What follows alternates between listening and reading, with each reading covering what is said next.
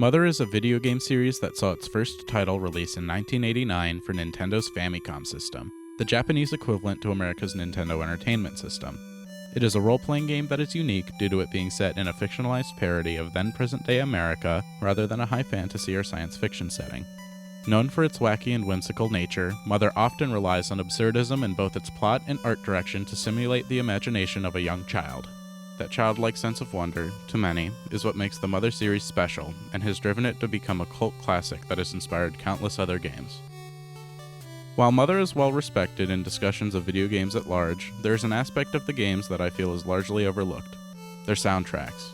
While people will talk for hours about Mario or Zelda music, Mother's music almost never comes up, so I've selected a piece that I believe shows why Mother deserves to be up there with the greats of video game soundtracks. Wisdom of the World is the song that plays within Queen Mary's castle. Queen Mary rules over the dreamlike world of Magicant, and the plot of the game revolves around helping her to remember a magical lullaby that will soothe the game's antagonist, Geeg, who is not evil, just misunderstood. I'm glossing over a lot here, but I'm mostly trying to provide context. The point is that the usually jovial denizens of Magicant have become depressed because Queen Mary has forgotten her song. As always, I believe the first thing one should do when analyzing a song, or at least presenting an analysis of a song, is to analyze the form. Due to hardware limitations of the 80s, video game music usually had to be short and be able to repeat endlessly. That said, this piece is only 14 bars long, featuring 4 bars of intro, 2 bars of pre-chorus, 4 bars of chorus, and 4 bars of outro that lead back into the intro. Additionally, hardware limitations also limited video game composers to only a few voices able to sound at one time. The Famicom allowed for 2 square wave channels, usually used for melody and counter-melody lines, and a triangle wave channel, which was most often used for bass lines. The limited polyphony of games consoles meant that entire chords usually couldn't be voiced at one time. Therefore, composers often had to use arpeggios and outlines to represent their harmonies. The key signature of the piece has no sharps or flats, meaning that it is either an A minor or C major. Since it begins by outlining an A minor triad, it may be tempting to call it A minor. However, the harmony promptly moves down the scale, eventually resolving to C major through a plagal cadence, moving from the 4 chord to the tonic. That resolution is why I consider the beginning of the piece to be in C major. Furthermore, a plagal cadence is a relatively weak resolution, which causes the music to have a sort of floaty feeling, totally appropriate for a mysterious and magical castle that exists within a dreamlike realm. The figure repeats before moving on to the next section, leaving us with this.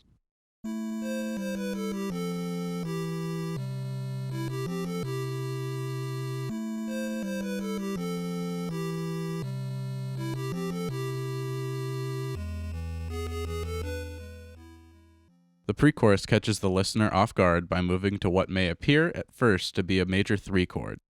However, if you've been doing your homework, you'd know that there is no major 3 chord in a major key. What's happening here is what we call a secondary dominant. Secondary dominants are tools we can use to embellish chords that already exist within a key by treating them as the tonic of their own key and preceding them with the chord that would be the 5, or dominant chord, within that special secondary key. Hence the name secondary dominant. In my previous musical analysis covering A Cruel Angel's Thesis, I talked about how the melodic minor scale borrows notes from the parallel major key, the scale of the opposite quality that shares the same root as the home key. Wisdom of the World, however, is exploring the relationship between a major key and its relative minor, the relationship between keys that share the same notes but different tonics. Specifically, the secondary dominant modulates to the harmonic minor scale, as the dominant chord is major, which it would not be in the natural minor scale. Therefore, it could be said that this secondary dominant borrows from the parallel major of the relative minor, if you want to get really meta about it. The point is, though, that not all of the notes are the same, as the third of the secondary 5 chord is sharpened, becoming C in the home key or T in the modulated key.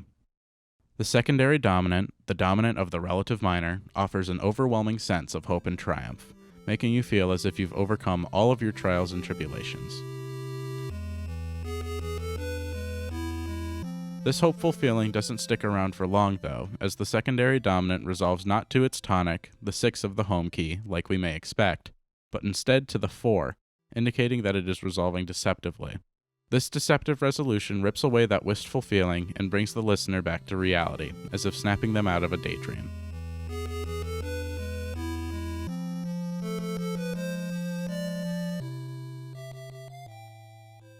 The major 4 chord doesn't stick around long either though, as halfway through the measure, the third of the 4 chord is flattened, changing its quality to minor as borrowed from the C minor scale, the parallel minor of the home key. This means that the piece borrows from both the relative and parallel minors of its home key. This change from the major 4 to the minor 4 is one of the most iconic ways to make a listener feel sad.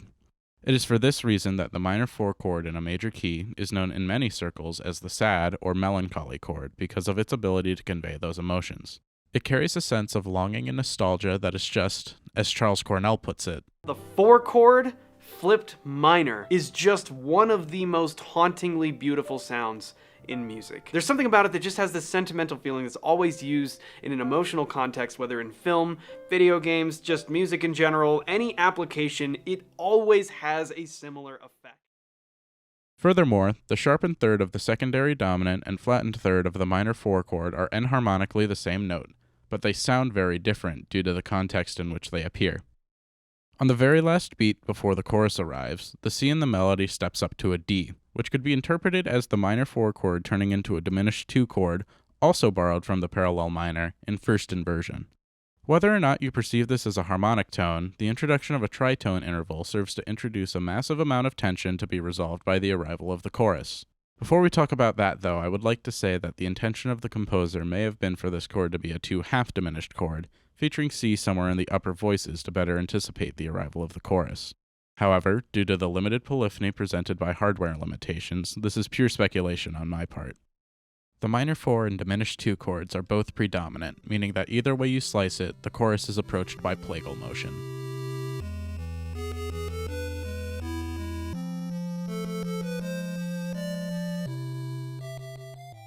The chorus itself may be the simplest part of the entire song. It consists of a simple 1-6-4-5 progression, one of the simplest and most typical progressions in all of music. After all of the complexity on display in the previous section, it makes sense to dial it back a bit for the chorus itself. To maintain the listener's interest, however, the song employs an asymmetrical harmonic rhythm. That is to say, while the chords in the first measure each last for half of the measure, the first chord in the second measure, the 4, lasts for only one beat. The 5 chord, thusly, takes up the remainder of the measure. This figure repeats, set up by a half cadence, as the phrase ends with an emphasis on the 5 chord. The end of the repetition, however, is slightly different.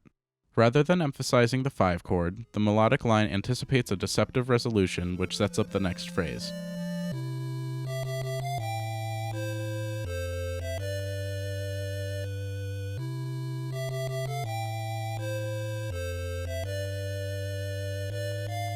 That deceptive resolution indicates another modulation into A minor, therefore we may not consider it a 6 chord at all, but rather the 1 chord of A minor.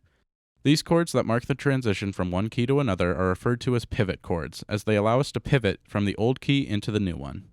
From the new tonic, the harmony descends, moving to the 7 and then the 6, both of which are major in A minor. Additionally, both the 6 and 7 chords function as predominant in minor keys. The next chord in the progression is a cadential 6-4 chord, a chord with the contents of the tonic in second inversion, but that functions as an embellishment of the 5 chord by preceding it. With that said, the next chord is, of course, the 5 chord, completing the progression from tonic to predominant to dominant. From the dominant, we of course move back to the tonic, and if you've been paying attention, you'd know that we've reached the end of the piece. You may also recall that the piece began on the 6th chord of C major, which once again serves as the pivot chord for our modulation. If the song were to end here, it would be setting up a perfect cadence in A minor. However, because it loops, it doesn't get to do that. Instead, it ends on a half cadence with an emphasis on the 5 chord.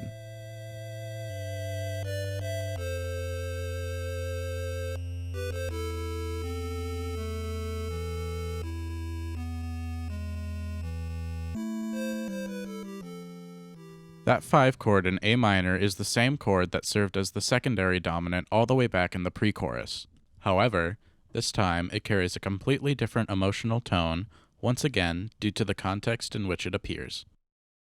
Half cadences inherently feel unresolved, so it is appropriate for it to precede the floaty plagal motion of the intro. This is a feature of the song that I feel truly fits the medium for which it was composed, as it almost feels like it has no beginning or end. It just is.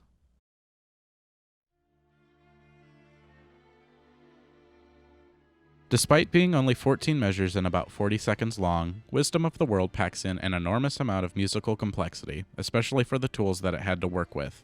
It conveys a vast array of emotions, from sublimity to hope to despair to relief to melancholy to contentment. This music captures the very essence of what it means to be human, and it truly deserves to be appreciated. The transcription used to create this video was created by a fan of the series by the name of Ellie. I've linked her website in the description. Her work made the creation of this video much easier. I've also linked Charles Cornell's video that I used footage from. It's an excellent watch, and he's one of my personal favorite music YouTubers. Additionally, I've linked a special treat. Although Mother's soundtrack was composed with the limitations of classic video game hardware in mind, an expanded version of the soundtrack was also released as promotional material for the game, featuring studio recordings with live instrumentation and vocals. The link to the live rendition of Wisdom of the World is in the description as well. Thank you so much for watching.